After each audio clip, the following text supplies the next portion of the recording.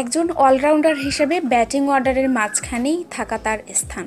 কলকাতার ভারসাম্যপূর্ণ batting line up যেদিন ব্যর্থ হয় সেদিন সব চাপ এসে যেন বার্তায় আন্দ্রে রাসেলের ঘাড়ে। সেই চাপ সামলে দলকে অনেক ম্যাচে জয় এনে দিলেও শুক্রবার অবশ্য ব্যর্থ হয়েছেন।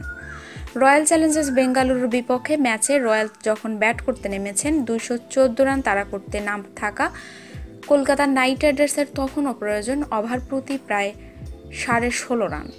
25 বলে 65 রানের বিধ্বংসী এক ইনিংস খেলেও তাই দলকে জেতাতে পারেননি, হারতে হয়েছে 10 রানের ব্যবধানে। 6 ব্যাট করতে নামা রাসেল ব্যাটিং অর্ডারে আরও আগে থাকলে হয়তো 9টি ছক্কা ও 2টি চারের জায়গায় হাঁকাতে পারতেন আরও বেশি বাউন্ডারি।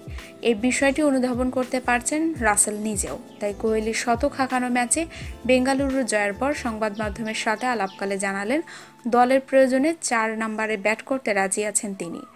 রাসেল বলেন, দেখুন, আমরা 214 রানের লক্ষ্যে খেলতে নেমেছিলাম এবং আমি যখন ব্যাটিংয়ে নামি তখন আমরা ভালো অবস্থানে ছিলাম না। নীতিশ রানা আমাকে জিজ্ঞেস করেছিল আমি কি ভাবছি, বলেছিলাম আমি একভাবেই ব্যাট করব, আর সেটা হলো ইতিবাচক হয়ে।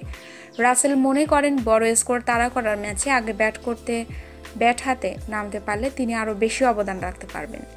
রাসেলের ভাষ্য, আমি মনে করি আমার ব্যাটিং অর্ডারের উপরের দিকে ব্যাট করা উচিত। সত্যি বলতে মাঝে মধ্যে দল হিসাবে আপনাকে একটু সহজ জায়গায় থাকতে হবে। দলে যদি রান তোলার তাড়া থাকে তাহলে 4 নম্বরে ব্যাট করতে আমার কোনো আপত্তি নেই।